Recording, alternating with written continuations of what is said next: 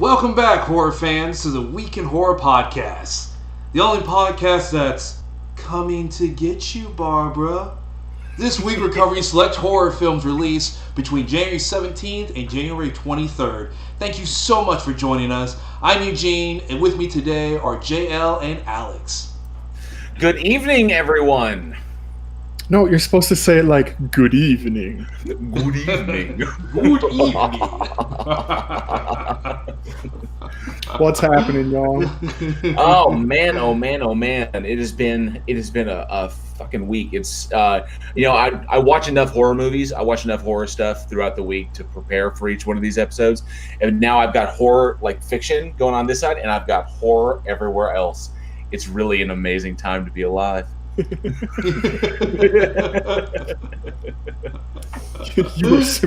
I was born in it. Born it, molded by it. I didn't see an online horror film until I was already a man. Oh man! Yeah, Eugene, you're coming in a tad loud. Are you able to lower your volume just a hair? Oh, I can. Might just be on your side. Oh, is somebody say something? So, no, I think I don't. I can't see Eugene, so I can't lower his volume. I can lower your volume. All right, let's see. Who do we have in chat tonight? Well, I know first and foremost, Jessica G was first, and she says, "Fuck y'all, second and beyond, bitches." Jessica G, our stream queen. Hi, Jessica. Hello, Jessica. And then, of course, Dark Steve is in the house. Good to see you. Flat Derp showed up. Flat Derp makes amazing animated content regarding flat earthers and shit like that, and other idiots out there on the internet. And it is absolutely hysterical. If you've not subscribed to Flat Derp's content, you need to get over there and check that out. Bro, I was in Denton today, and they have like a big flat Earth group up there. They've got like a house and everything, and all their cars are all painted up. Every time I drive by, I just want to just drive my truck into there. Wow. We've got Catnip Entertainment's in the house. Good to see you. And PhD Tony, one of the four beardsmen of the apocalypse. Good to see you as well. Says, okay, so if it was Eugene, the Parrot, Irish Demon Team, Skeptic, and me, would that still be worth watching? More than likely, Eugene on any stream adds a level of sexiness that none of these other content creators can even match. So you cannot go wrong. You cannot go wrong putting Eugene on your stream. And let's see who else we've got. We've got Martianista's in the house. Good to see you. Strange, didn't get a notification for this. You know, YouTube is being crazy with the notification things. I haven't got notifications for like Team's latest stuff, for Irish's latest stuff, so I have no idea what's going on with it. I just try to refresh the bell when I can. I don't know what's going on too, because the stuff I do get recommended is like weird. Like, well, we got a fucking idiot causing issues with the internet, so everybody's panicking and just everything's all fucked up. Let's see. Who else we got? Jinju, good to see you. Eugene's barber, $50. What the? Oh, that barber bitch is horning in on Eugene. Jessica G, you need to do something.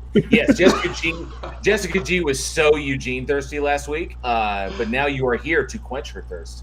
Ooh. And Basic Trigonometry is in the house. Man, amazing fucking all the fucking beautiful people are up in the stream.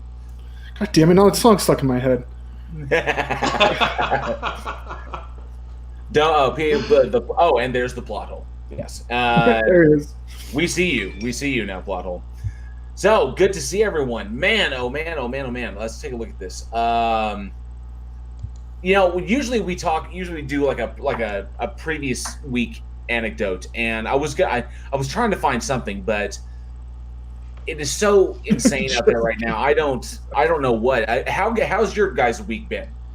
I've just been busy because I've been at work, and work is just kind of crazy. It's like look at him over here with the job. They waited.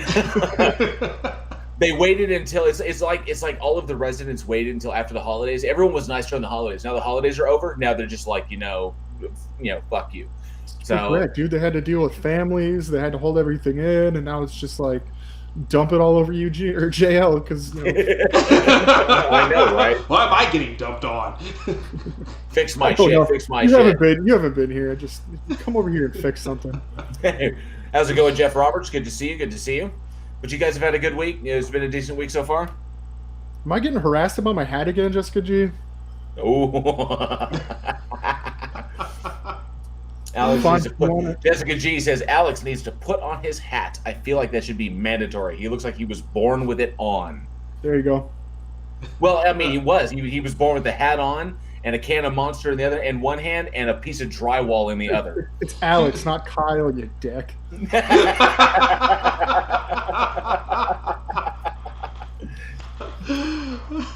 Oh, so I have this is so good. I was really excited for this episode because the film selection we chose, and of course you can read it in the title, you can see it in the description.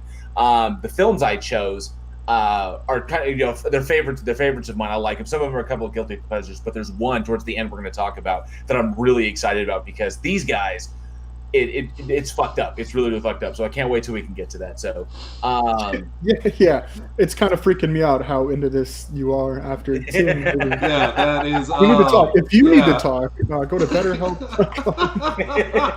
Weekend horror therapy session. This one might twist you up. Man, okay. So, but I guess we dive in. What do you think? Yeah, let's go for it. People are looking for horror movies, and JL, what do we got up first? Yes, all right. Steal my line. I alternate around. I don't want to feel. Eugene is so fucking sexy, and then you have that line. I don't want him to only be thought of as meat. I need to give him something. I have a brain too. I have thoughts and feelings. We don't want to just give in to Jessica G's objectification of Eugene. So we need to give him something. I mean, that's like a footing of this entire show. So. I know, right? At least take me out to dinner first. If we ever lose Eugene, all the patrons are going to go fucking with him, and I'm just going to be talking. I'm going to be talking to you, Alex. Okay, for the first film we have up tonight was released January 17th, 1996, From Dusk Till Dawn. So, directed by Robert Rodriguez, screenplay by Quentin Tarantino, starring Harvey Keitel, George Clooney, Quentin Tarantino, Juliette Lewis, Cheech Marin, Fred Williamson, and Salma Hayek, and Danny Trejo. He's not in the official list, but he was in there and he was badass. Not to mention Tom Savini and his appearance as Sex Machine, probably the greatest role ever created. And he proves it, too. And he does prove it, yes. And, of course, the plot summary for anybody who has not seen this, although I doubt none of y'all, or doubt no one has not seen it. Did I say that right? Oh, I don't know. No one has not seen it. I have no idea. Fucking words. But for anybody who has not seen From Dusk Till Dawn, the original one, the story revolves around a couple of bank robbers who are on the run from the authorities, trying to get to Mexico to meet up with their contacts, and they're told to lay low until they can get picked up at this bar in the middle of nowhere on the border called the Titty Twister, which turns out to be the hangout of a massive cult of vampires.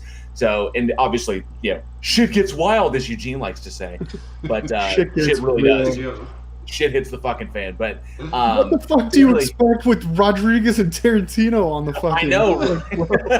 So a horror film. It's interesting because this is the first professional writing gig that Quentin Tarantino had going into Hollywood. Originally, the film From Dusk Till Dawn was supposed to be the sequel to Tales from the Crypt's Demon Knight, because Tales from the Crypt, they wanted to do a trilogy.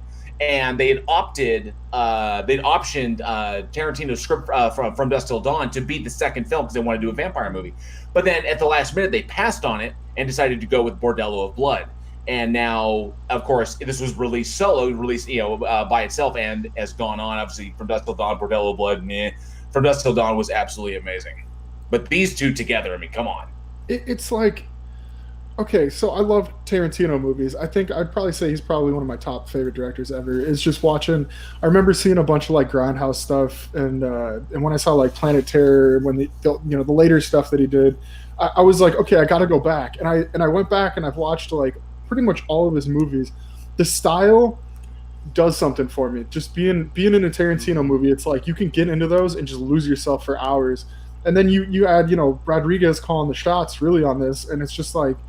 You get fucking From Dusk Till Dawn. You can't even really say much more. If you haven't seen it, it's an absolute must. Some of the one-liners in this movie some of the fucking kills in this movie. Yes. It's Dude, just someone in Jessica Juice message had Cheech Marin saying pussy like 1,000 times in a row.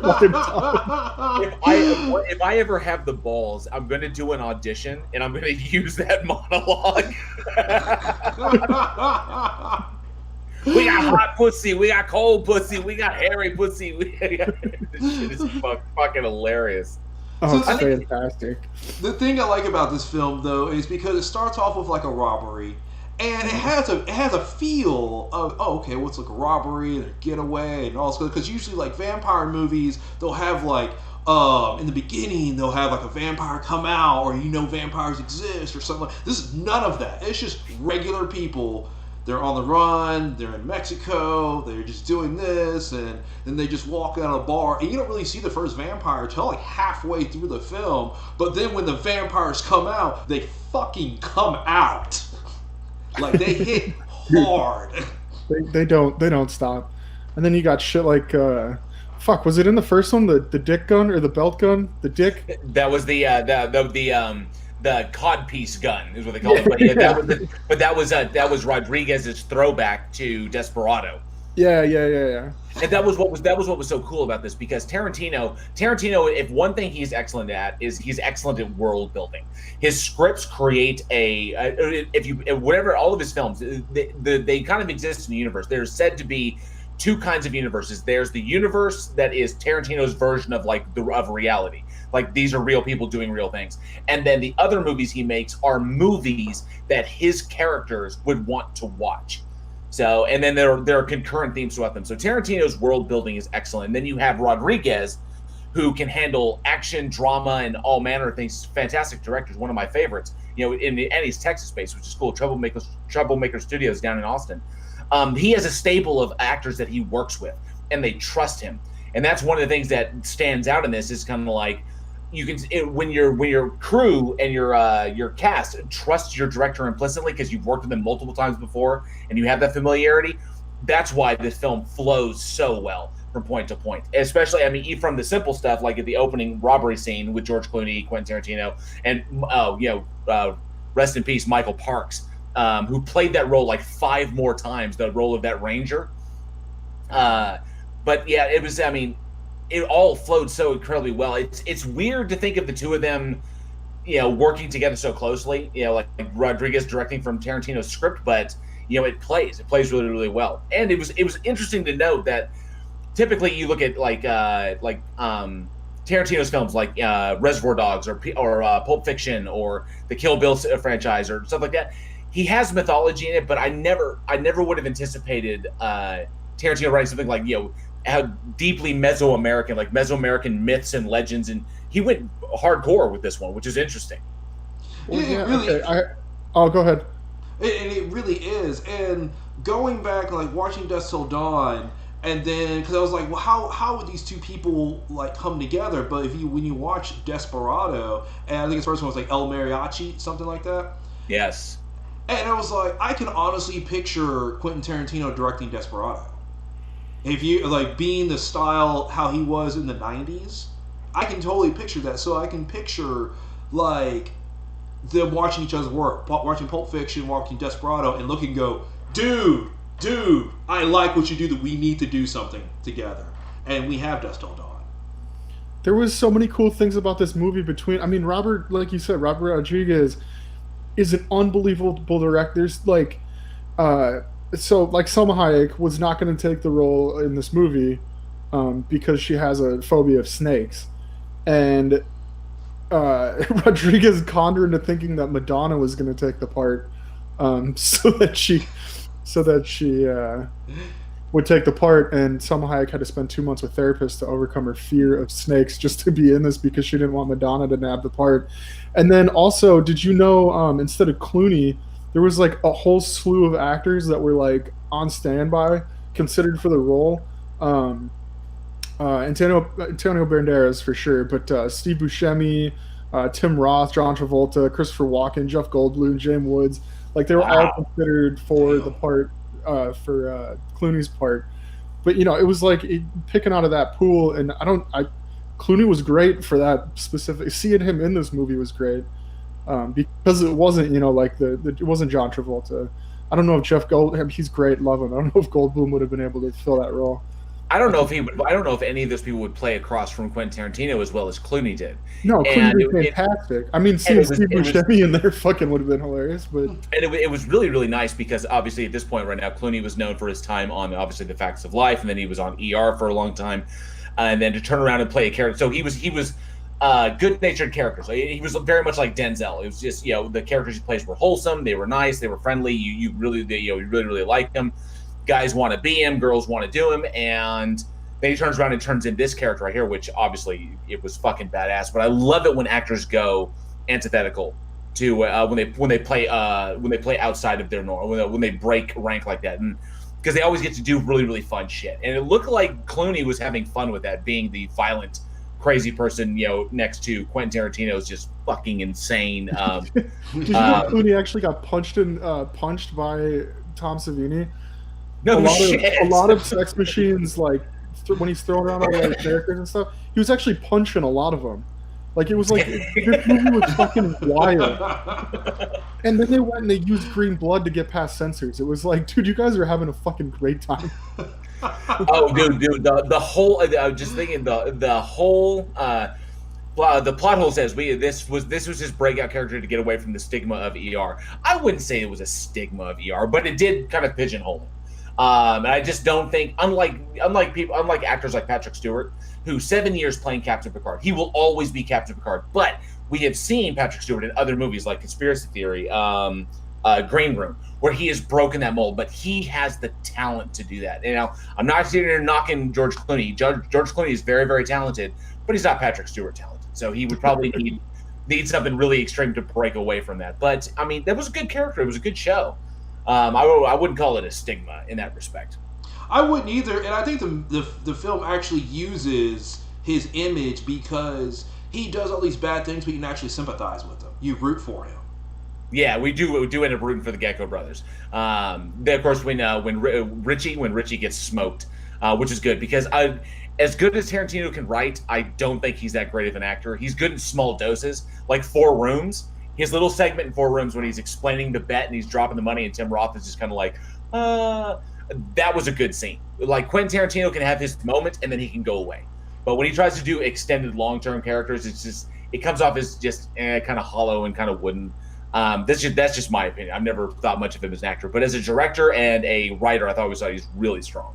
Oh, I mean, that's his hands down special. Yeah, I like his little tidbits, and I thought that's one of the things that made him so famous. Is because he had those little tidbits like in Pulp Fiction, yes, with the dead storage, and then I love his little section in Django. And it's just blown up. I love how you silenced that with that one word in there. Yeah, his role as Jimmy is good, but he was always secondary to everybody else in the room. So he was secondary to Sam Jackson, secondary to John Travolta, and secondary to Harvey Keitel. When Keitel showed up was Mr. Wolf. So, and he always was kind of reactionary to everything that was going on. So I like Tarantino in small doses. Clooney carried the film extremely, very, very well. And it's just a lot of fun. You can tell that they're enjoying themselves on the picture itself. I dug that it wasn't just stereotypical vampires. Obviously there's snake themes. It's Mesoamerican. So, and it's more in line with kind of like the shapeshifter idea, which I thought was kind of cool because it wasn't your prototypical. Man Devil says, "LOL, dead storage." Yeah, we know what he really meant. We know what he was really saying. But I love the breakaway because Tarantino can always tends to bring something a little bit new to it, and I just dug the visual nature of it and the concept that the bar is actually sitting on top of an old Aztec temple, which is pretty cool. Yeah, I do like the stream. There we go. Do what, Alex? I said I think I got removed from the stream. I just got put you back in. I don't know why I just cut you off for a second. What's okay? I mean, it's either a Void or it's Alex. I mean, it's interchangeable. Wow. What the fuck? I'm out. All right. Marcinisa says, I feel Tarantino breaks the hypnotic spell of the movie when he's in the scenes. Not a gifted actor. Nah, he really isn't. He's good as a plot Jeep. Get Tarantino in the Jeep and he just drives the plot from point A to point B. He carries it along. And he works well as that, which is pretty good. But yeah, I thought the vampires in this were cool. I love the snake theme of them. Rodriguez, I don't know if either of you get a chance to see the TV series, the From Dusk Till Dawn TV series that Rodriguez put out. Yep. Okay, it was like the first season was like the first movie, and then 2 and 3 carried on after that. And Richie didn't die; Richie carried on, but whatever, like this. And Rodriguez took it more into the mythology of it, with the concept of the snakes and the shapeshifters. They were kind of like vampiric, but they were snake based, which is kind of interesting. But I like that was all Tarantino's creation. I really, really dug that, and I thought it was smart and kind of a breakaway from the norm. We need new depictions of our classic monsters, and we don't get them very, very often. 30 Days of Night. It was a good one on vampires. Warm Bodies was a good one on zombies. So on and so forth.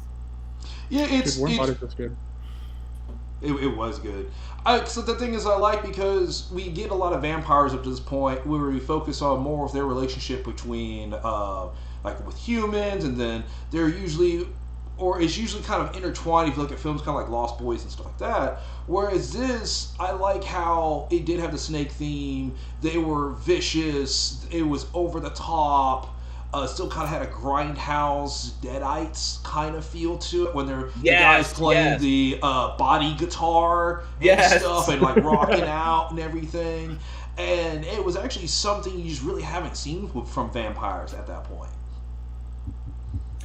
And Mandevil says, have you guys seen... Oh, Marshall said, yes, the TV series was really good. I really enjoyed it. I thought the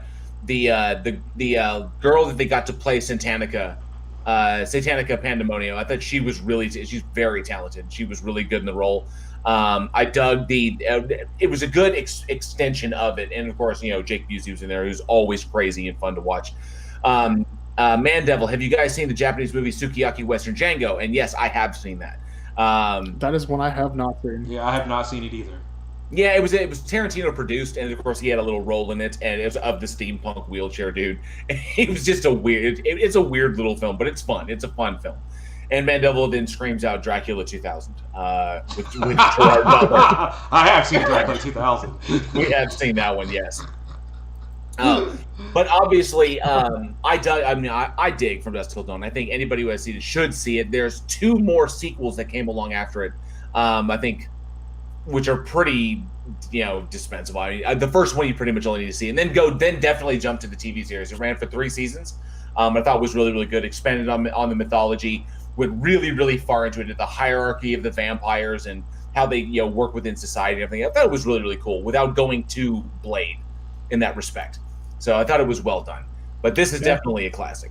I mean, and of course, Eugene, you're breaking up with the fucking band Turns. And they got all the fucking body parts. It's just like, where do the regular instruments go? Where do these come from? I will say the cross shotgun was one of my favorite weapons as a kid. Yes. Where it's just like that, you hold it up like this, and just like that, boom. Sweet. Yeah, that was sweet. And I mean, and it's decent. It's aged decently. I mean, when Harvey Keitel gets hit with the friggin' holy water and half his face is fucking melting off and shit.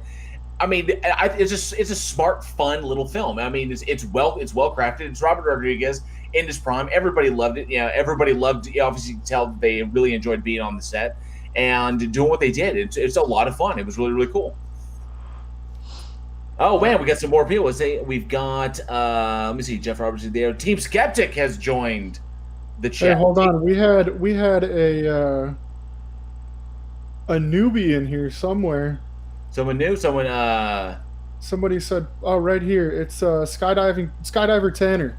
Popping my week in horror cherry. Yes. Nice. Thank you for joining us. Good to see you. Good to see you. Rundown. Watch out for Jessica G in the chat. She'll tear you up. We're all friends here. Team, it's good to see you. Good to see you, sir. Glad you stopped by. Looking awesome. All right. Well, yes, From Dusk Till Dawn. So fucking good. And that brings me to the CTA tonight. So I wanted to ask the chat, and of course, if you catch this later, just let us know in the comments or hit us up at weekinhorror@gmail.com. Did you enjoy the films or the TV series better? So the film's predominantly action-oriented, and gore-oriented, but the TV series got to expand the mythology, give a bit more character building, and do a lot more with some of the characters that we only glimpsed in the film series. So let us know which ones you dug, either the film series or the TV series. Both of them really, really good. So Team Skeptic says at JL Warren, slumming with the homies. Goddamn right, sir. That's how we do.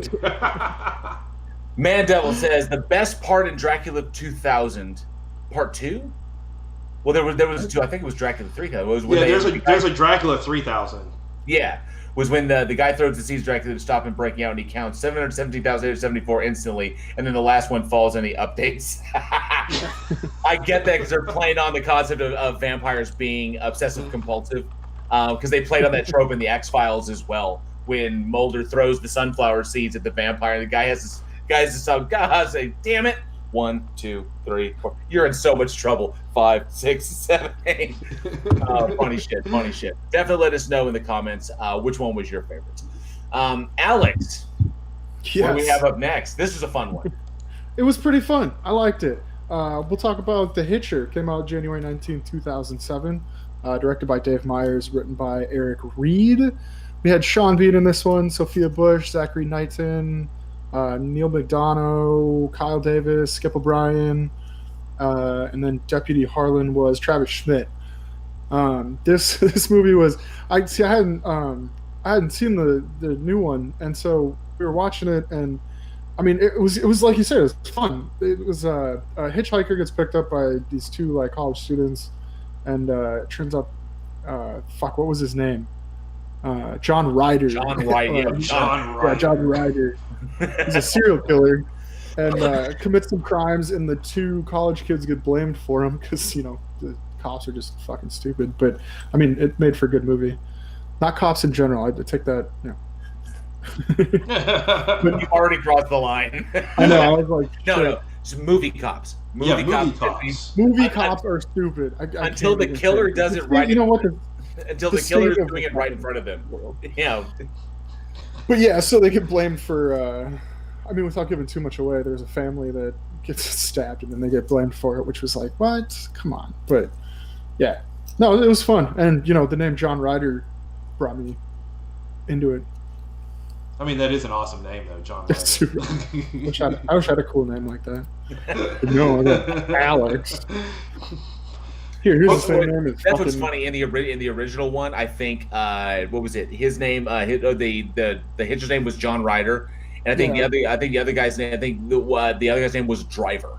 That was his last name in the original one. So it was Driver Ryder. Ryder and Driver. Wow. No, I remember seeing the old one a long time ago. And, Steve Thomas Howell, Rutger Hauer, and Jennifer Jason Leigh. I think was in that. Yeah, we got Rutger Hauer, Jennifer Jason Leigh. Trying to think who else was in it. C. Thomas Howell. Yeah, Jeffrey DeMunn was in it. Oh yeah, Jeffrey DeMunn. Yeah. Yeah, in it, and I was kind of curious because I like the original, and to me, watching the remake, it was kind of weird. It's like, well, the original only came out in 1986. It wasn't kind of that far off on it, but I really did enjoy it. On top of that, I really did. I do like Rutger Hauer a little bit more than Sean Bean.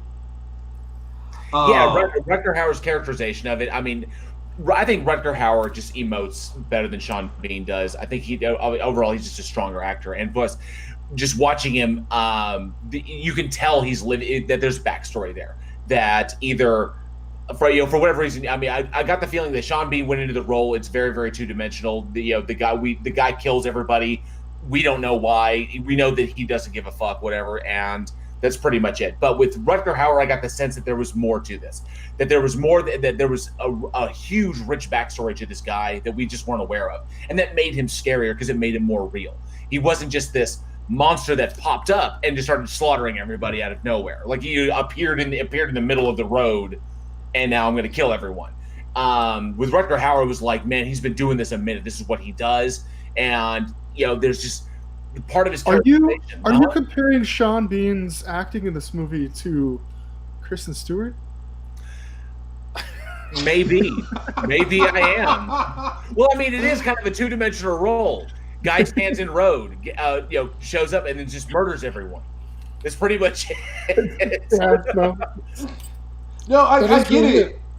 And you phrase it right, because I was like, man, there's something about Rutger Hauer that I just like better, and I like how you phrased that there seemed like there's more backstory that the film doesn't get into, but he's seen more than what we're actually shown in the film. Yeah. It's Rutger Hauer's eyes.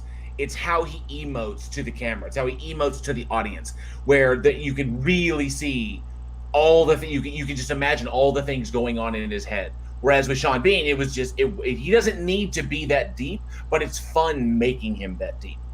Right. Okay, because he's decidedly he's human and he's scary because he's like really fucking dangerous. And I think Rutger Hauer just kind of sells it because Rutger Hauer had the fucking crazy eyes, man. He was Roy Batty, Blade Runner. He came a long way from that movie to like being Ned Stark. Yes. So there's definitely like. I was got PhD. Let's see, PhD Tony. I don't think he shouldn't have died. I just think he should have shot the guy with the shotgun first. Oh, what was he? Let's see, Jessica G. Weekend Horror wasn't the remake of The Hitcher the one where the guy is tied up between a rig and a truck. Yes, it actually happened in both films, and that was a big epic scene. Where where Sophia Bush is up in the truck and he's like, you either kill me, but then of course the cops will kill her, or I let go of the I put this thing in drive and I kill your boyfriend, so make the choice. Yeah, so, and I remember it was switched because in the original it was the girl that was tied up at the end instead of the guy. In the original one, yeah.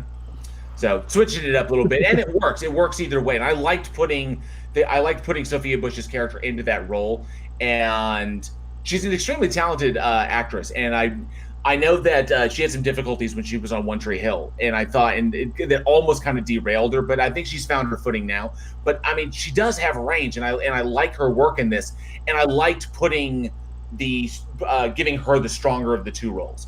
I liked, I thought that was forward thinking, and it was enough of a switch to still keep the story interesting. When Sean Bean was this crazy fucking killer, but he was not as engaging. But putting Sophia Bush in the driver's seat as the protagonist, as really the hero of the piece, I thought was definitely engaging, especially in a film like this. You don't often get to see that. So it was good forward thinking on the director's behalf. Yeah. It was something. Well, I mean, okay, so Sean Bean, and of course Sean Bean dies in every fucking thing that he does. Because that's what Sean Bean does. Sean Bean. If Sean Bean's not getting killed, it's not a good movie. But exactly, he dies in every single thing. Especially, I think what was his best death? This one he just gets shot in the head with a shotgun. Obviously, Game of Thrones, he gets beheaded. I've seen him. I think when he was drawn and quartered in that, I can't remember the name of the period piece. It was like a 1700s set movie.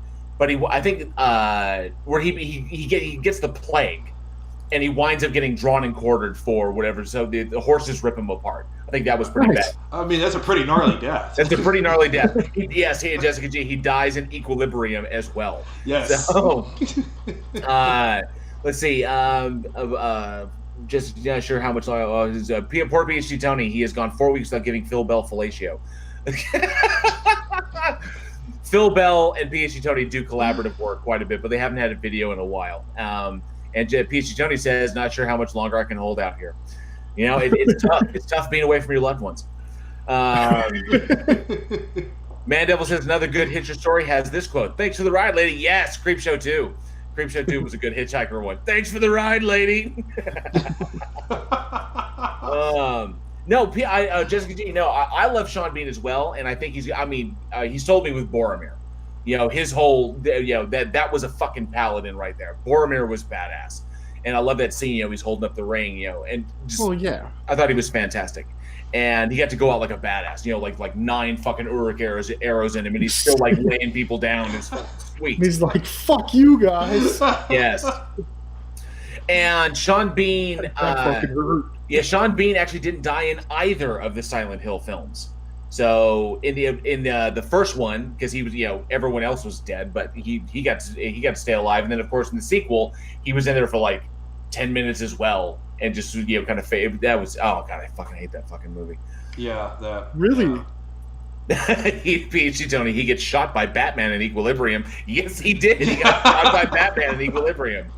But in this particular one, it has to be stated. We have to acknowledge the sheer fucking absurdity of Sean Bean's character in this movie, because in the Rutger Hauer one,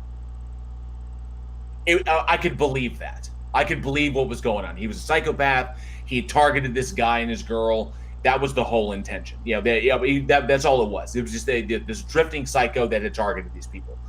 But in this one, it is so fucking extraordinary because he lays waste to a fucking police station. And the convoy scene is the best, I think, because there's cop cars, and Alex, you know cars, Eugene, you know cars. Mm-hmm. Cop cars have cop kits. They're designed for high performance. You got a fucking A-star in the sky chasing after this one car with our heroes in it, and this guy rolls up in a late model Trans Am and lays waste to everyone. I mean, to be fair, if it was built right, it would. But, But you thinking like him taking out the police station, all of a sudden he's a Terminator. He became the Terminator. And then he goes Mad Max style. I mean, that's the one thing, and that's what makes this movie fun. It makes it ridiculous fun. And then, of course, he gets caught, he gets arrested, and Neil McDonough's, and they're being like the badass, because Neil McDonough's always a hard ass. He was. I think I first caught him in the movie Ravenous, and he was hardcore in that one. So yeah, that would have been a good one to catch him in first for sure. And then, of course, Sean Bean, the whole breaks his thumb, doesn't even flinch when he does it, whatever, and then escapes shit. How you kill somebody with handcuffs is fucking crazy. But yeah, it's a wild little film, and I think a little bit over the top. It kind of stretches credulity with the guy with the 45 taking out the A-Star helicopter. I don't see that happening on just the average day. But it's crazy. It's crazy, silly fun. Yeah, you don't get away from a helicopter, dude. Like, it's just, there's no way. Unless you Grand Theft Auto, you can't just be like up, down, AB, left, right, and have fucking grenade launcher on you. Unless, of course, you're driving and he's doing fucking 50 miles an hour, and he aims out the window behind him and takes out the pilot with a few shots, and it was like, damn. I mean, velocity turn, just 2 9-inch nails, no less. Yeah. Hey, if you're gonna shoot down a fucking helicopter, it better be the 9-inch nails. It's like it might as well be the 9-inch nails. Absolutely. But anyways, yeah, this movie was fun, and it was. I mean, it wasn't too deep, and I think I liked it because it was just kind of like okay, here's the point, chase is gonna happen. All right, cool. Everything's that scene in the fucking hotel when she's like, "You're making me horny." He's like, "I'm fucking horny too." I don't know about you, man, but I fucking laughed when he said that shit because he's like feeling up her. She's like, "Oh, you're making me horny," and he whips her around. I'm fucking horny too. It's like, holy shit. Because who fucking talks like that? Exactly. Fucking horny too. Sean Bean was fucking. He did. Sean Bean, DGAF, did not give a fuck in that film, but just fucking great. He was hilarious. It was good. Feels good, don't it? I don't feel a thing. Pow! Right in the fucking head. Anyways, so talking about this one, talking about the original, I'd like to ask the audience, if you've seen the original and this one, which one did you like better? I like the take that JL had about it. The first one was more in depth, the character was more in depth, and then I liked this one because it was fun, it was quick. It wasn't too much to focus on. Nothing was really left open except with the exception of the shooting the fucking helicopter out of the sky, because you're right, that's totally absurd. I think ultimately the objective was that they were trying to do it. Like, it seems so much like the focus was they were trying to outdo the original or do it in a different way, and really trying to say, yeah, it's a remake, but they're really trying to separate themselves. And sometimes when trying to do that, you end up going a little too far. But if you don't go far enough, the people just say, oh, it was just a hackneyed rehash of the original. Why even mess with it? So at least they did something a little bit different and tried to have fun with it. I was just going to say, PhD Tony said, I have a theory that remakes good films shouldn't happen except to upgrade the effects. I can agree with that, because you can really fuck up a good movie, especially if it's an older movie. But if you can do it well and you're upgrading the effects, I think is what they were trying to do in this one. I mean, I'd say go for it. Especially stories like this, like something that's not like you don't have to follow some crazy like backstory or anything. Like it's just here's the movie. Can you do it better? Yeah. See, Jessica G also prefers the original. NA is joined. Hey, good to see you. Good to see you. Let's see. Dark Steve has not seen them. Well, definitely check them out. I think that you will dig them. Check out the original first, then watch the remake. Yeah. Definitely check out the Rutger Hauer one. And Gavlar, the Hand of Zod, good to see you, one of our great patrons. Original Rutger Hauer was a beast, and yes, he was a fucking beast. He was a beast. He was a monster. And Jessica G says, yes, like the Point Break remake. Absolutely awful. It's just unfucking necessary. That was unwatchable. Jessica G says, if Rutger Hauer didn't pass, I think he could have played a spot-on performance of Trump. Rutger Hauer is Trump. Fuck, yeah, you're right. Dude, I can see it. I think she brings it up, and this is interesting. Have you guys seen Johnny Depp playing Trump? No. No. He literally did a film called The Art of the Deal, the movie, for Funny or Die. No shit. And he's really fucking good. It's creepy. He's a fantastic character actor. So like, it's creepy how good it is. How good Johnny Depp as Donald Trump. It was fucking weird. So I recently found out about that. But yeah, if you check out funnyordie.com, you can just look up The Art of the Deal, the movie. It's so fucking silly. But he looks great and it's fantastic. It's really, really good. Oh man. So Eugene. I was gonna say let's do something fucking B level here. Eugene. Hang on, making sure I got the Art of the Deal saved up. Okay. Yes, pull that up in another window. So that way I go ahead and get that saved for afterwards. All right. So next we got, I do love some good B films. We have Blood Beach, released January 23rd, 1981. It was directed by Jeffrey Bloom, and it stars David Huffman, Marina Hill, Burt Young, and John Saxon. And so close. So cool. And basically, you have this creature underground that likes to go and swallow people. Tremor. Think of if Jaws meets Tremors. No, that is weird. That was the fucking tagline.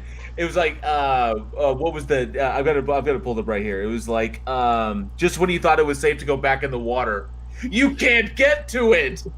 Oh my god! Oh man. I mean, God, I fucking love the 80s. It's because it's like Jaws minus the good directing, the special effects, and iconic characters, and good cinematography, and everything that makes Jaws good. And it was like, well, we can't afford a shark, but we can't afford a hole in the sand. We can afford a hole in the ground. Earlier, Jessica G said that this sounds like a movie that was made for like $200, and actually it was made for like $70,000. I think was the budget on this thing. And let me see here. I think the budget was where the $70,000 went. where did that money go exactly? Because we can afford a hole in the ground. I'm just looking at the fucking poster. I can just imagine them paying like 3 little kids on the beach, like, "Hey, go dig this fucking hole and give me $50." The poster is iconic because it's got the chick in the bikini and she's like being swallowed up into the sand. That actually looks kind of interesting. It's like the 5 people believed to have drowned here never even made it past the sand. Just fucking this great 80s fucking schlock. It's just but yeah. I mean, no, exactly that. It's so sad because this was the only film directed by I think this was I think this was the end of the beginning of the end of Jeffrey Bloom's career. Is that because Jeffrey Bloom actually had a couple of good ones under his belt. He actually directed Flowers in the Attic and he directed Nightmares, and then he directed this, and then his career kind of went, which is such a shame. And I think moreover it's because the film did not live up to the hype. So you think about it, you look at that poster, You look at that iconic poster of the chick in the bikini. She's being swallowed up by the sand. She's like, "Oh my god, I'm going." The name of the thing is Blood Beach. It came out in 1981, which is like the season of like slashers and horror movies and shit like that. So 1981, you're already sitting. Friday the 13th has already hit theaters. The Burning is already out. I mean, and then of course, I think there was a spate of other slasher films and other new stylized horror films, and then all of a sudden, Blood Beach is out here. So it was marketed as something way better than I think it actually was, and it resulted in a lot of disappointment when this film actually hit. Let me see. Mandel says, I have a horror movie on my channel I made for $20 in 2 hours for a local film contest. We didn't win. And sometimes you don't. That does happen. But yeah, and it was just yes, Blood Beach has Polly from Rocky. It does. The same thing was the same thing. The shame of it was for the title, like Blood Beach, the film had no fucking gore in it. Yeah, it had was a moment where that one chick was laying down, and so she's like starts getting pulled, and they pull her out, and she has like some blood on her legs. It wasn't extreme. Yeah, it wasn't extreme. And you think with a title like that, and I think if that was its title, it wasn't known by anything else, but it was just kind of like, I guess Jessica G's right. It looks like such a turd. It's like this is it. It kind of was. The problem is that you actually had some decent work being done here. You had some decently talented actors. It could have been a well-crafted film. The problem was, I don't think people either didn't listen to studio suggestions, or or maybe they had no money. They simply had no money to shoot with the actual monster to actually make something really, really solid. Because all we get is the very much like Jaws. I think he was trying to play off the Jaws themes, like what you don't see is scarier than what you actually see. What is under the sand? It's like that. And then of course when it was finally revealed, the like fucking flytrap worm thing, I don't even know how to fucking describe that thing. If you want to see a bunch of them while the credits are rolling, there's like a bunch of them all over the place. But yeah, because they end up blowing it up, and then there's like, but worms can regenerate. Dun dun dun, and then there's like little holes all over the place. Oh my god! But yeah, I think the film. Honestly, if the marketing had been honest, I don't think the film would have done what it did. No, and that's a huge part of it. Is like you got Blood Beach, and it's like, yo, come see this crazy movie, and like you said, there's like no gore, so like nothing happened with it. And I want to. Where did you get the number $70,000? Because the stuff that I was pulling up, they had $2 million on this. Was it $2 million? Yeah, it was like a $2 million budget, which is absolutely fucking disappointing because, like you said, the '80s, wait a second. Well, Eugene, what is it we say about movies budgets? Yeah. So you'll have the what you actually spend on a film, and then what is reported. So they could have reported $2 million and actually spent $70,000 on it. It happens all the time. So it's just a money grab. Well, yeah. The reason you say that is because, for example, let's say you would factor in how much it would cost to rent the beach out, and then if they know somebody got the beach for free, you still put that cost in your actual overall budget as your value of your film. So they got the beach for free, but they would have paid $1,000 a day on it. And they shot for 30 They just days. roll in and pay the $5 entry fee to the beach. No, it's it. So that's why sometimes budgets are like, they'll come across as $2 million, because it's more respectable to say I directed a $2 million film than I directed a $70,000 film. That's why. Right. So, I don't. It obviously didn't go into marketing, or they were trying to pass it off as something in a different way. But it's quite possible they knew that they had a pretty shit film on their hands and try to get what they can on opening night. People see the posters, people see the trailers. It looks like a decent thriller in the vein of like Jaws and other like hidden killer films. And of course, it's on the beach. So what is it? Is it a monster? And because I think Humanoids from the Deep was somewhere around this time as well. I can't remember specifically. Actually, it might have been later. God. But you never know. So I can see what they try to market a certain way, because they knew they had a shit film and they need to make as much money as they can off the opening, and because it'll plummet shortly after that, which was a shame. And because there was a it wasn't really a remake. Blood Beach. 20. No, you have 20. I think in 2015 they came out with this. The Sands. The Sand is what it Yeah. was. Sands. Yeah. The Sands. With Jamie Kennedy of all people. And that one was actually solid. That one was actually really good. It had really talented actors, well shot, well crafted. The thing that killed that was bad special effects. Because that thing was like this kind of amoeba fucking thing with the like little tentacles that would come up and grab people, like go into your skin and drag you down. It was pretty fucked up. See, that one was gory. That one was extremely gory, especially with the guy who tried to hide in the trash can. The garbage can? Yeah, the garbage can. That was bad. That was brutal as fuck. And I guess, I don't know, Eugene, with $2 million, we could do a scary, beach movie, couldn't we? Oh, yeah, with $2 million, like, fuck yeah, we could on it. Because the thing is, what Blood Beach is missing is it misses the payoff. In a movie, you need memorable kills. And the payoff is the creature at the very end, be it like, say, Jaws. Yeah, you don't really see the shark that much in the very beginning, but then when the shark shows up, it shows up and makes a huge difference. Or even Tremors, because I love Tremors, one of my favorite films. And the same thing, you just see people getting sucked under and stuff like that. But what makes that film is you get some iconic characters that are great, you root for them, and then you get a good creature at the very end. Yeah, I think it was probably the editing. The editing on this, to me, it felt slow.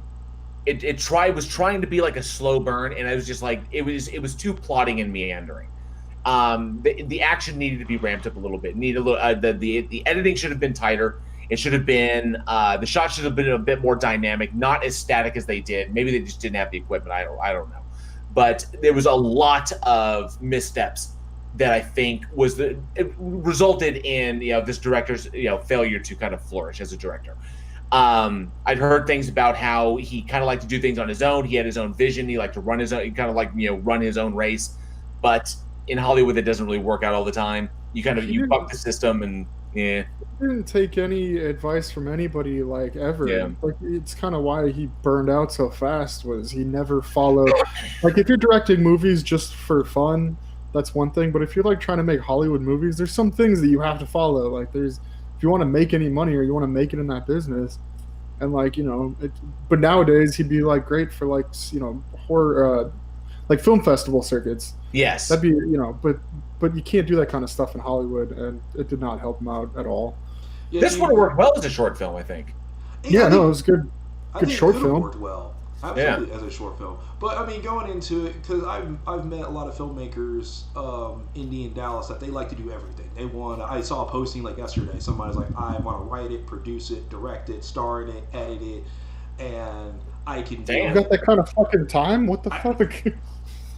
Do you think it's I don't know, but every single film I've seen from filmmakers that are like that are terrible.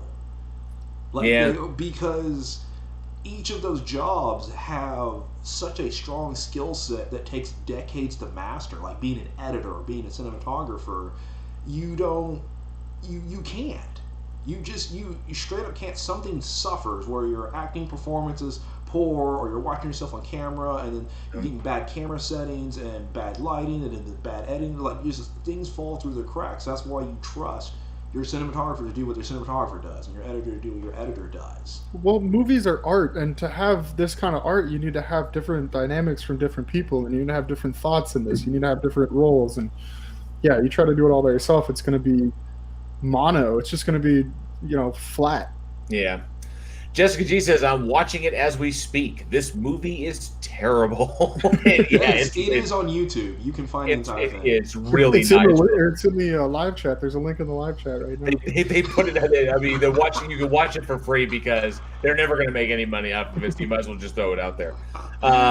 Man Devil, Tremors is a perfect movie. It's a perfect movie. Yes, I love Tremors. If you love some Kevin Bacon, it makes it that much better. Absolutely. So yeah, I mean, strong characters, great monsters, good build-up, fantastic editing. The setup was fantastic. The setup was great. You think it's one monster? No, it's just one big one. I was just I think it must be thousands of them. Nope, just one big one. That's great shit. I mean, can you fly, motherfucker? I love that. The whole setup was. I was just thinking, Stampede. Kevin Bacon. I really seemed to enjoy making that movie. I thought he was great. But it was also the chemistry between the actors. Him and Fred Ward worked so great off of one another. Oh yeah, they played off each other, and I love, was it Reba McEntire? And Reba where they shoot the one where it comes in through the wall, and they have the whole list of guns and they're just unloading on it. Fucking middle of nowhere survivalists. They finally get their chance. It's like the whole state of Texas just crammed into 2 people, and it's fucking amazing. Yes, PhD Tony, like Fred Ward and Kevin Bacon, magnificent chemistry between those two. Earl and Val. We have Michael Gross and Reba. Yeah. Michael Gross and Reba McEntire as the survivalists. That shit was fucking great. He busts up that elephant gun. It was like, I don't even know what gauge those shells were. He just dropped it was like 8 inches long. I don't fucking know. He's so pissed too. He's like, this motherfucker. Now he's, damn it, I gotta break out the big one. You come into my basement. Broke into the wrong goddamn rec room. But the image, I will always have it in my head, the image of Reba McEntire with dual fucking Uzis. Just, tearing this fucker up. It was some great shit. And of course, Egg Chen. Egg Chen was in it as the Walter is the guy who ran the store. Graboids. But that is that's how you separate that right there is textbook how you make a film. And don't try to do more than you're capable of. Monster in the Sand, that's a pretty easy concept.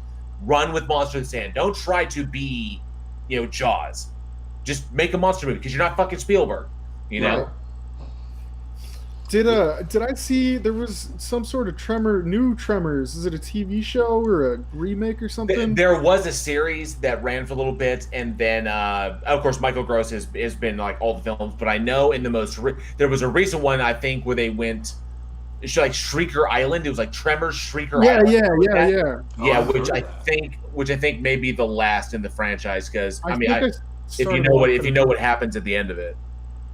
No, I think I started watching that. Well, yeah, I mean, what you mean? The old movies? No. This just recently came out.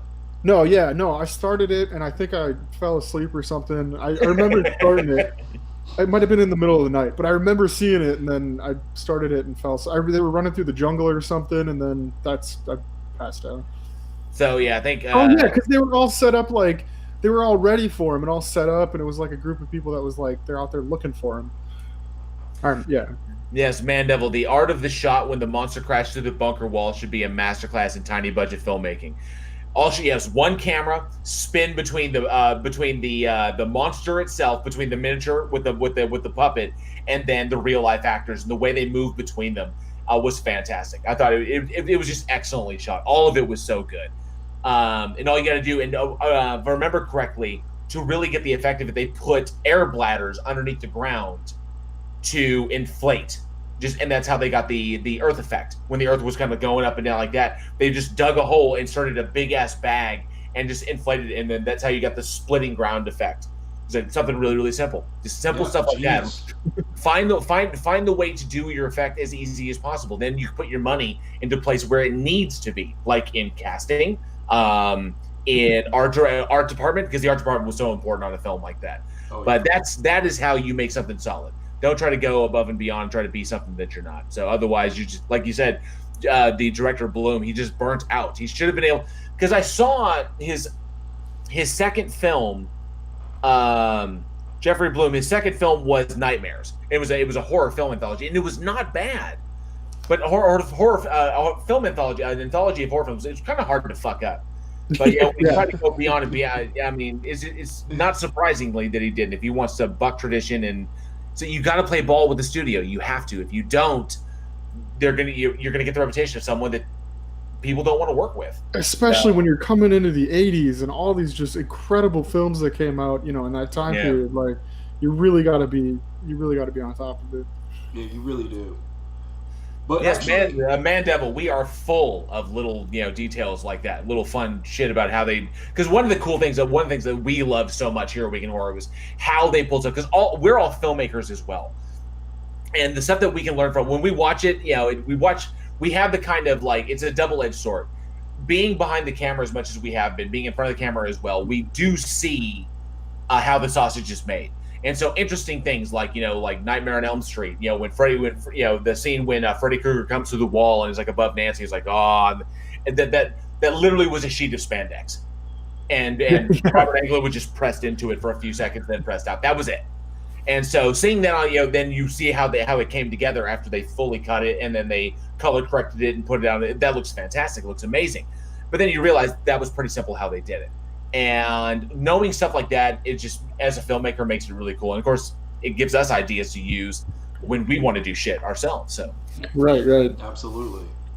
Hey, welcome, Charlie Welch. Apparently, there's an issue with the notifications going on. Apparently, I mean, you may need to refresh the bell. May have to be. That's what I've had to do. I've had to do for Team Skeptic. I've had to do for the plot hole. I constantly, every few days, I got to go back and refresh the bell to make sure I can get notifications. They've changed their privacy policy again, so now you got to go back and fucking push. Oh, you got to go back and reset it. So ridiculous, so freaking ridiculous. I saw a meme earlier today that was it was a bathroom and it said we've updated our privacy policy and all of the stalls are made out of glass windows. So, yeah, that makes sense. That's fucking funny. But all right, so this is actually what I want to ask the audience, and this might be a pretty easy question.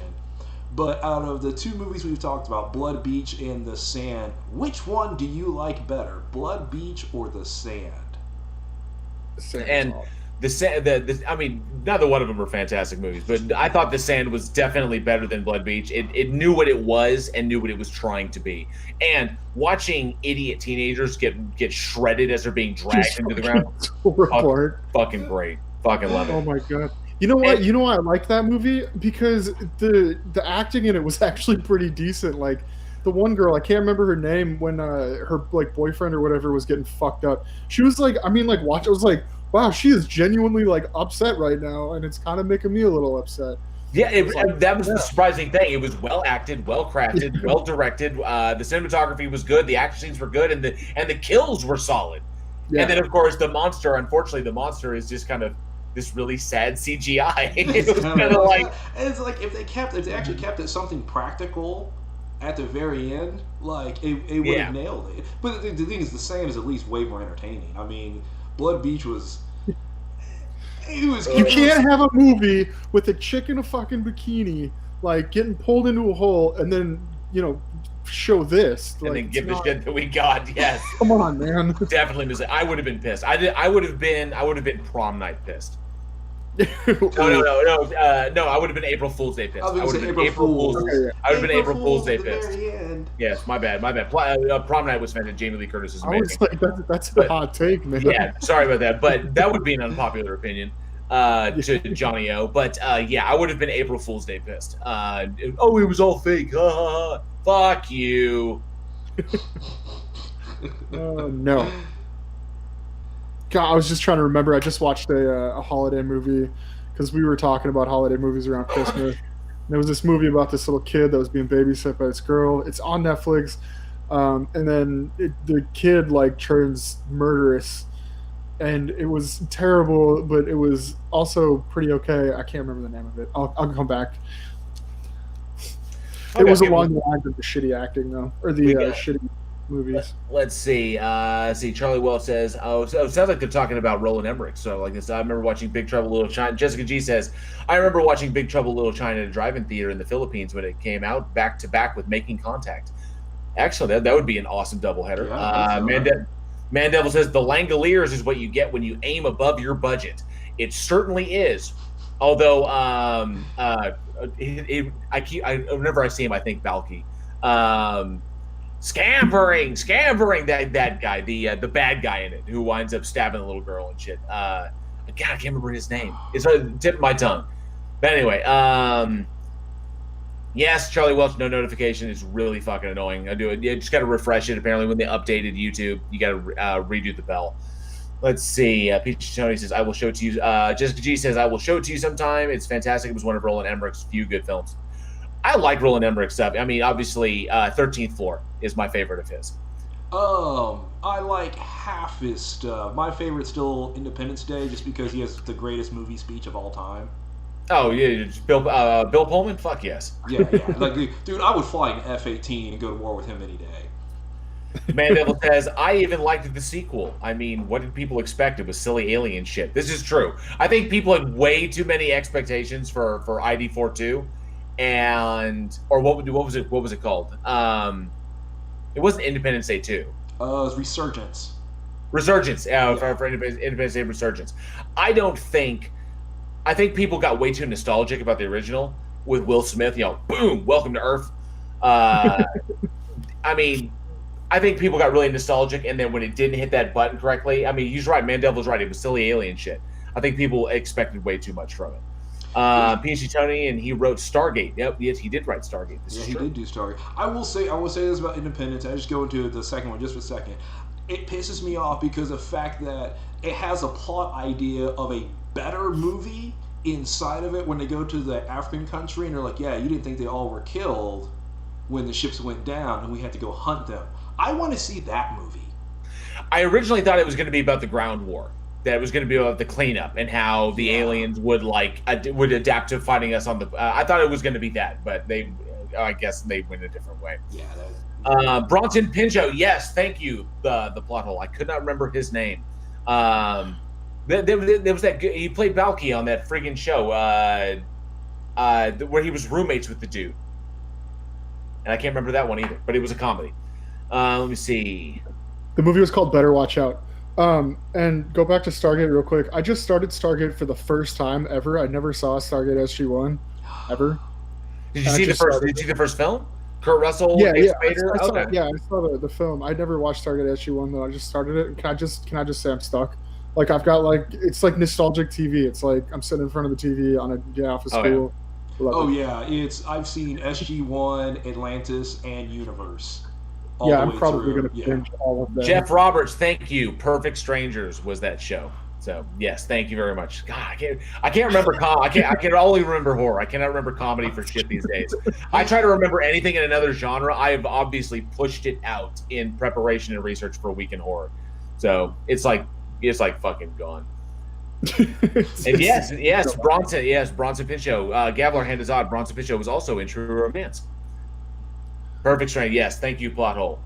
All right, so. All right. I feel like at this point we're stalling because we have one more movie to talk about, and we're just we're trying to avoid it by talking about as many other movies as possible. But we're talking about Perfect fucking Strangers. Okay, so this is gonna be so fucking good because I've been waiting for you guys to get your opinion on this one. So I want to preface this. I had the good fortune when I was doing press for a website called Cinelinx. At the time, it was called the Movie Pool, but now they're Cinelinx.com. When I was doing press for them and doing reviews, I was the only one who handled horror, and whatever. I went to all the conventions, and because I was the only one that could do it. Everyone else was like, "Oh, we don't like horror," but I do, so I got to do those things.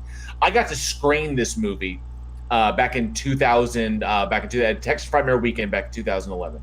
So, and this movie floored me.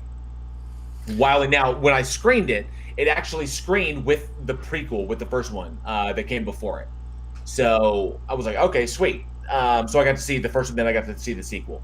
And so the movie that I'm talking about released January 23rd, 2000. So it was 2010 that I actually watched it, but January 23rd, 2011, The Woman. So directed by Lucky McKee, written by Lucky McKee, starring Pollyanna McIntosh, Angela Bettis, Sean Bridgers, Lauren Ashley Carter, Carly Baker, Zach Rand, and Shyla Malusin. The film centers around a primitive woman who is picked up by this family, or actually by the father, and he brings her home. He captures her in the woods, brings her home, and then attempts to civilize her. Mm-hmm. Yep. That's putting it lightly. Is the best way that I can put this.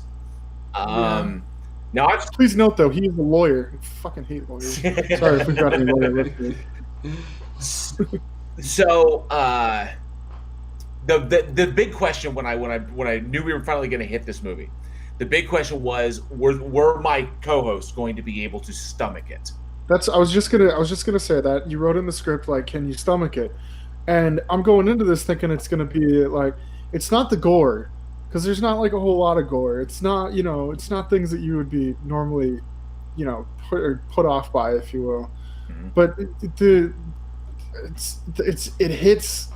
I don't even know what to say about this movie, JL. You stumped me on this one. Yeah, because it's more it hits certain triggers. Yeah, it's triggering. That's the one. Yeah, because I mean, seeing people getting like ripped apart and all this other kind of stuff, it's like it's whatever. But it's like the way it sets it up, and kids are not safe in this film. There's a there's a couple of there's abuse. There's abuse going on, and it's very triggering. It could be triggering to a very large group of people, and I think that's why this movie, because this was based on a book. Doing some research into it. I guess the book is rough too, but yeah, the kids and the I don't know. I don't even know what to touch on this, because it's like if you haven't seen it, it's definitely, if you're into horror movies like we are, this is something you need to go watch, because it'll fuck you up a little bit. So let me get this. This was the first time you guys have seen this. I've seen it a couple of times. There was a sequel that came out called Darlin', which came out, which Pollyanna McIntosh actually directed that, and she reprised her character as the woman in that one as well. So you guys were watching this for the very first time. When I watched this, I was left speechless by the end of it. My chair is sinking. See you. I gotta fix it. Sorry. Hey, I can do that too. Ready? It's just all of a sudden it started going down. So I was left speechless in the theater. It was hard for me to reconcile the film that I just watched. I had to wait until I could see it again to where I could really get a good grasp on it. So you guys, one at a time. So we'll go with Eugene. Eugene, you give it to me first. What hit you? Because this film will hit you like a fucking truck. What hit you when you first watched this film? It's the idea of we come across as we want to be civilized, and when they're talking about, can we keep her, and they really dehumanize her, but it's what we're willing to do to force somebody to assimilate. Was kind of like no, we're better, we're going to show you why, and it comes brutal. And the thing is, with me, when it comes to horror films, there's always kids on it, and because even in most horror films you see, kids are usually off limit, or if they die like off screen or something like that, or it's real quick or something. And I don't want to give too much away about the ending of it, but that like a machete thing that she's holding to it was a lawnmower blade. Oh yeah, lawnmower blade. I'm sorry, lawnmower blade. yeah. And Alex? Okay, so it hits me in a way like, okay, I've got kids, and like there's one thing that got me was when, what was the kid's name? Brian. Yeah. Goes to school, and the son. Yeah. Yeah. And goes to school, and whatever happens with that one girl, and he puts gum in her hair, like the way that the kids take after the negative parts of the father really hit me, just like, man, I really got to watch what I'm doing in front of my kids. Like, I hope they don't go act like me, because they're going to get in fucking trouble. But, it's just, it was, and like Eugene was saying, the idea that, like, there was so much of it. It was the trying to force somebody to be a certain way, the abuse that there's, this male supremacy that's being, like, I've never even used the word toxic masculinity before, but it's like the way that somebody thinks that they can change somebody. Like, this person was raised by fucking wolves, like, in a cannibalistic tribe, like, and then this man is like, I am superior, like, bow down to me. And it was just so much of it that was just like, and the kids, it's the kids, man. Like, yeah, it's a horrific.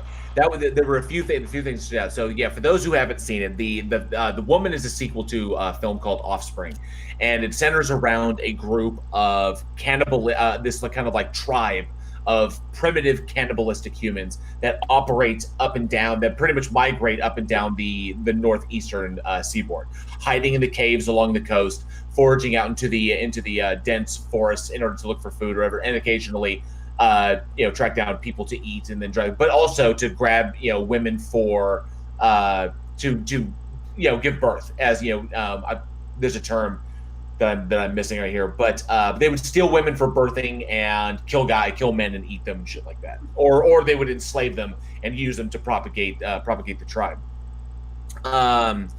It's hard fucking good. The film Offspring was hardcore in its gore, because just the depiction of it was a extreme like cannibal shit going on in that one. But in this one, it was way more psychological, and in the depiction of the character of Chris Cleek, which was Sean Bridger's character, comes off as one way as charming and polite up front, and then of course we realize he is anything but that. And there were a few scenes. Obviously, you have the scene when she bites his ring finger off, and then eats his finger and spits out his wedding ring. That was pretty hardcore. Yeah. But there were moments that obviously, the rape scenes are rough. The torture scenes are really rough, especially when the kid Brian is torturing her. Can we touch on one of those rape scenes real quick? That When, was, I think. Okay, so when Brian is like watching the dad do the thing. Okay, there was a point in that movie where the same candle that was in the daughter's room is in that room. Yeah. And that was like, okay. It's intentional. Yeah. So I mean, it's clearly intentional, and that's where I was starting to get kind of sick, because it was like, this is now getting to a point where it's like, because I want to go in there and fucking kill everybody. Everybody, yeah, and of course, I think when he hits her, because obviously she's out there in the fucking woods and she is just filthy and disgusting. She's feral. When he cleans her with the power washer. Oh my god. Oh. What about when he cleans her with the boiling fucking water? Yeah, when he tries doing that to get her clean, but when that really doesn't work, he hits her with the power washer to try and clean her up. And then of course, the one that got me, the gut punch to me, was it was a simple scene. I think he's brushing his teeth and he's having a conversation with Angela Bettis. Angela Bettis was in another Lucky McKee film. She was in May, for those who may remember that. It was her and Jeremy Sisto, some others, where she was trying to construct her best friend out of body parts. But she's done some fucked up shit, huh? Yeah, she's a dark little actress. And so she's having a conversation in their bedroom, and he's brushing his teeth like it's never like that, and she's just talking to him as normal. And she suggests something, and I can't even remember specifically what she suggested. And it was nothing extreme. It was like she just makes a suggestion, and he's like, thanks, and then he just pops her in the face. Without even blinking. Just like bam. Like, as much as he would just pat her on the head. But he also that shocked the fuck out of me. After Brian goes in and gets busted by his sister, doing it's so gross to even say, abusing the woman, and then he brushes it off like, oh, that's boys for you or whatever. That's like boys being boys. Yep. Yeah, and it's like, oh fuck, man, this guy needs to go. The scary shit behind it, obviously. I mean, and then of course it's a slow burn, and a terrifying slow burn. As you begin to realize the dysfunction behind the family, the acting is fucking phenomenal. Everyone was on point in this film, even down to the teacher. And I've seen her in other stuff, where she pretty much in all the stuff that she's worked in before, she's pretty much just played like ditzy, sexy characters, because you can see how she can play that. But in this one, everyone was on point. Chris Bridgers, people would remember him from Deadwood. He was one of Al Swearengen's goons in Deadwood. Angela Bettis was on point. Pollyanna McIntosh, next fucking level as the woman. And then of course it culminates in that finale where we get to meet Socket, the other daughter. Yep. And just going back into it, just remembering all this, that was fucked up. We see that the nature of him trying to turn people into things, like turn the feral woman civilized, turn one of his other daughters into a dog. It's really fucked up. But the themes in this film are wildly deep, way deeper than you would anticipate.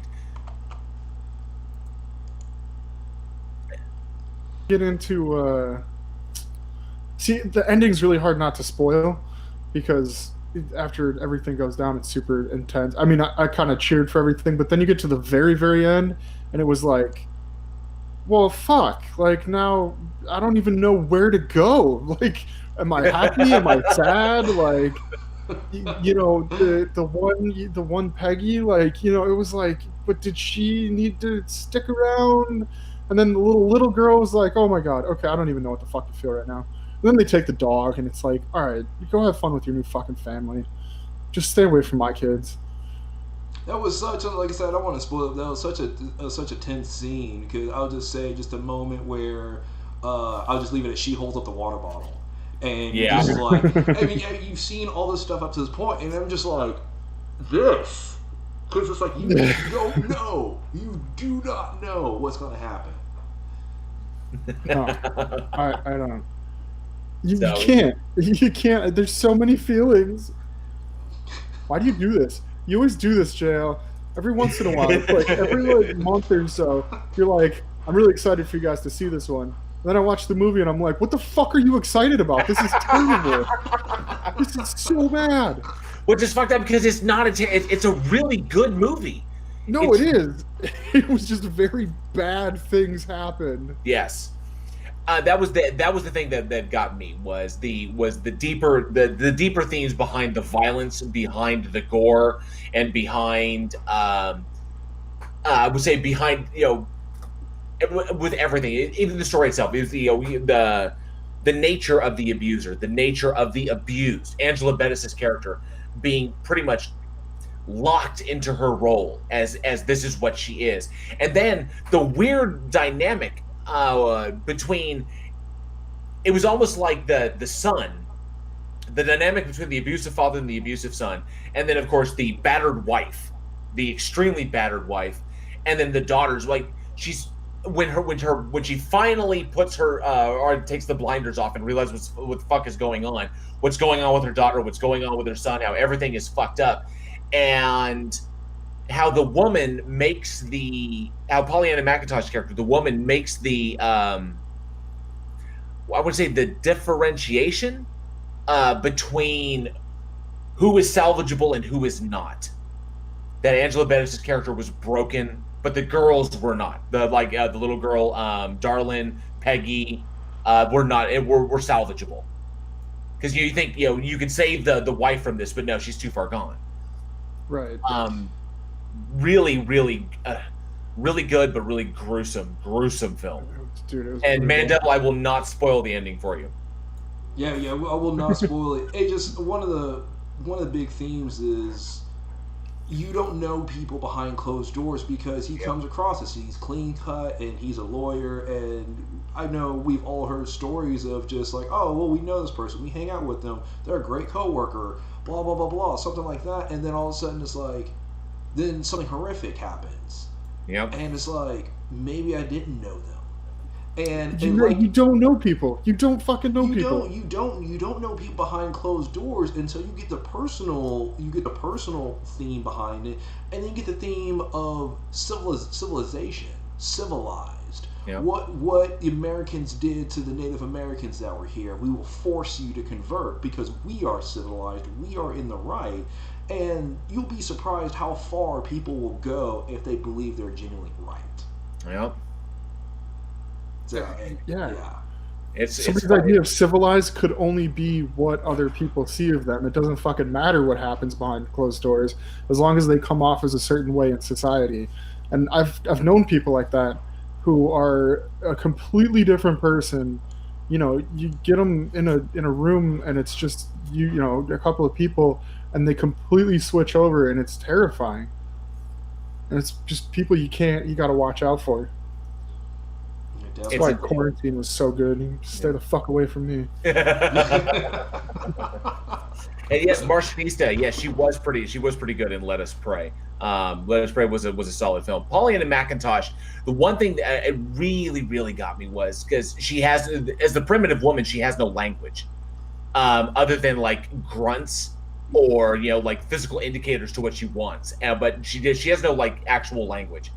And as an actor, taking that away from somebody is, is language being, like one of our greatest tools, the ability to emote through our voice. She has to emote through her body, very similar to how an animal would.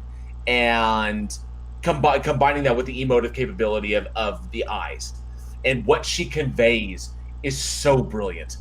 And it's almost like you could feel her dialogue in every single one of the scenes. Even in the scene when the father is taking advantage of her in the shed.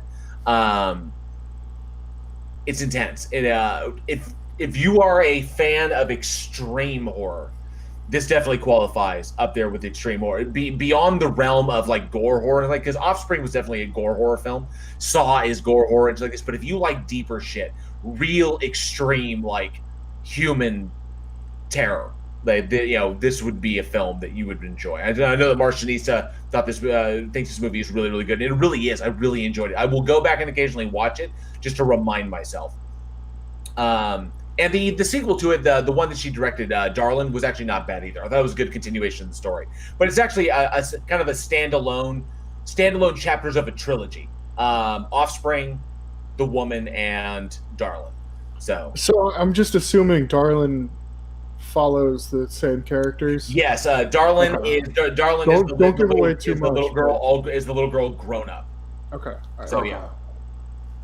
I'm interested now. Like that's something that I'm interested in now because of.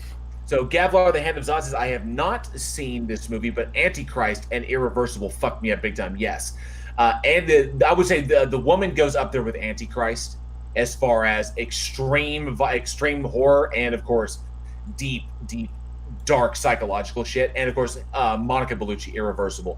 Wow.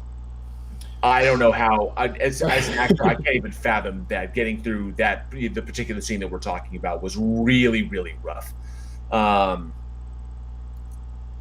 would say, PhD Tony, so can you name a similar film? A similar film to this one would definitely be up there with, I would say, any kind of extreme, because it's a combination of the gore and the psychology of it, which makes it really, really dark. I think Irreversible is a good comparison to this one. We just covered a movie. I guess it's not really like the exact same, but it was up there. It was that started out black and white. Little girl, she grew up and was all. Oh, The Eyes of My Mother. Yeah. Oh, okay. I mean, like feeling wise, that it was psychological like that, but. This one's hard to compare to other movies. It's kind of it's very unique. Absolutely, very unique. All right, but that brings us to our call to action, or for our audience. So, anyone out there in the live chat, or if you're listening to this later, obviously hit us up in the comments. Let us know what your favorite one is. Are you a fan of this level of horror film, or is it too much? Is there a level of horror film that does freak you out? And if you are a huge fan of horror like this, of extreme, deeply disturbing psychological horror, what's your favorite one? We'd love to hear about it. Let us know in the comments. We'll see what people say in the live chat, or hit us up, weekendhorror@gmail.com. We'd love to hear what you think. Let's see what we got. All right. Let's just be. I don't remember if you watched my. They're talking about his film. Let's see. Dang, that was at 4. I want people to go and watch The Woman if they get the opportunity, and we'll see if anybody out there is what extreme horror films that they are fans of. But definitely not The Human Centipede. Eugene, Eugene, I think it's something we used to do, and I wanted to bring it back. We have a few birthdays this week. Yes, so we like to wish a happy birthday to director David Lynch, who his birthday is January 20th, 1946. We have horror legend Linda Blair. Her birthday is January 22nd, 1959. And we like to remember our legend. We talked about him earlier, Rutger Hauer, whose birthday is January 23rd, 1944. And he passed away on July 19th, 2019. On what would have been, and this would have been his 77th birthday. Oh, Rutger Hauer, I miss him. I miss him terribly. I miss him too. Yeah. But you definitely wanted to wish a big happy birthday to one of my favorite directors, Director David Lynch. David. It's David Lynch. It's David Lynch. Twin Peaks. It's fantastic shit. Whenever I think of what it's obviously on the Cleveland Show, and when he showed up in Family Guy a couple times, the way Seth MacFarlane has handled him. What was it? How David Lynch stole Christmas? He slid this into the house. I brought you a gift. It's a severed thumb. That doesn't make any sense. That's the whole point. Oh, it's great stuff. Let's see what we got. We got some people. Let's see. Dark Steve says I can watch anything, just not Hostel. Hostel was pretty extreme in the violence and the gore in that one. Yeah, that was was pretty brutal. Yeah, kind of torch to the. I have eyeballs. Achilles tendons are the ones that always get me, dude. That makes my teeth hurt when I say that, too, dude. It's like, I think that was a scene that kind of sold Pet Sematary. It was like, oh shit, fuck, that would hurt so fucking bad. It would hurt so fucking bad. Anywhere but the Achilles. Man Devil says Hereditary.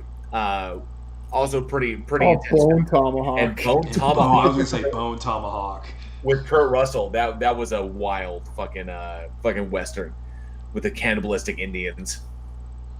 God, we did that one film too. It wasn't not Cannibal Corpse. That's just an awesome heavy metal band. What's it called? Cannibal Holocaust. Cannibal Holocaust. Well, no, we did Cannibal Ferox. Yeah, Ferox. Yeah. That was another one. That one was pretty rough. That one was pretty rough. Thinking back on it, that was pretty brutal. See, Marcinista says Raw is in the same tone, but more palatable. And I would agree. But Raw does have some of those deeper themes that go along with it. About the vegan girl who is hazed into eating meat, and she winds up turning into a cannibal and eating people. And Man Devil makes the joke, Achilles tendons are your weak spot. I almost call it my Achilles heel. But we have a trivia question tonight, don't we? And I want to let everybody out know, before Alex gives you the trivia question, the prize we're giving away is a Week in Horror. Signed photograph of JL's dick. No, what? Oh, wrong podcast. Sorry. Gross! That's next week, Alex. Next week. No spoilers. God damn my fucking chair. Fuck. I gotta get a new one. The prize that we're giving away, the prize that we are giving away this week is an official Week in Horror limited edition t-shirt, because this is the last week that the limited edition shirt of the zombified me, of me as a zombie going after my fellow co-hosts. That shirt will be coming off of Teespring at the end of this week on the 16th. The 16th will be the last day that you can get the official Week in Horror first limited edition t-shirt. We will have another one coming up here very soon. So I will be giving away one of these, or we will be giving away another shirt. This is the last chance you can win one. And but if you want to get one, I have them at reduced price on Teespring right now. You can check it out. The link is in the description.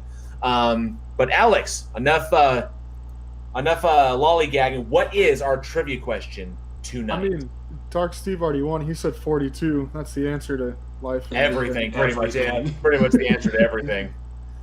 But he also followed with Tony wins. So that's pretty much been the. We'll see if we can get this one past Tony. This will be everything. Okay. I'm excited. All right. This should be about giving away prizes, not trying to beat Tony. When did this become about beating PhD Tony? All right, here we go. Trivia question. Yes. Offspring, the prequel to The Woman, was based on a novel written by what controversial horror author? Offspring, the prequel to The Woman, was based on a novel written by what controversial horror author? First one in the live chat wins. Go.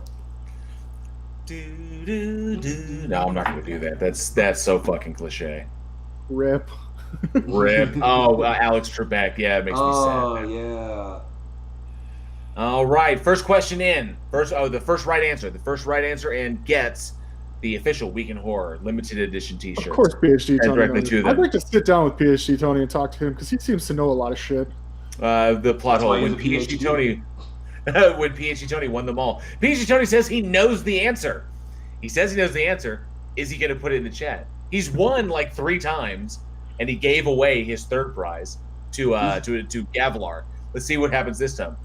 The plot hole says he knows it. If he knows it, then he's giving somebody else a chance. So whoever wants to swoop in. Here it goes again. Offspring, the prequel to The Woman, was based on a novel written by what controversial horror author? He's got a lot of really controversial shit. Yes, out there. he's got some dark shit. He got some serious dark shit. I think The Girl Next Door was really fucking rough too. Ooh, there you go. Yeah. That was a hint. That was a hint. Oh, we got one. Yes, sarcasm. Yeah, sarcasm. We got one. Oh, That there you is go. correct. Yeah, hey. Gets it with Nice. Jack Ketchum. Yes. Yes. Oh, let's see. Well, hang on a second. So PhD Tony knew it. The plot hole knew it. Marcianista knew it. But she cheated on Google by looking on Google. You can look on Google. It's not cheating. Yeah, we You didn't say can you look on could Google. Hey, if you can Google faster than everybody else, that's a fucking win in itself. That's a skill. Absolutely. So sarcasm takes it with Jack Ketchum. Dark Steve follows up with also Jack Ketchum. But yes, sarcasm, congratulations on winning the last chance for an official Week in Horror limited edition t-shirts. Shoot us your shipping details. Either hit us up on Discord or you can hit us up at weekinhorror@gmail.com and we will ship your shirt directly to you. And be sure to let me know what size you want to wear. We will get that out to you. Awesome. Cool. Sarcasm takes it. Badass. I can't Google And Dark Steve also Googled it. Google is, yes, in trivia contest, Google is your friend. Google will always be your friend. I guess we should put that out there. It's not cheating. You don't have to feel bad if you can get the answer out there quicker. We're asking you all at the same time, so. Yeah, you can Google any question that we ask for trivia. By all means, go for it. Definitely. Yeah, we're actually expecting it, so. Mandevil, do we get to answer? He says, bonus question, what was the name of the driver? My hitchhiker story above. Okay, Mandevil, I apologize. I did see you writing like a story. I saw the TBC's the to be continued. I saw you writing a hitchhiker story. I do apologize because I'm paying attention to the live chat and I also have the script and thing. I didn't get to read it all. Dude, I'm gonna win this one because the prize is a signed edition of PhD Tony.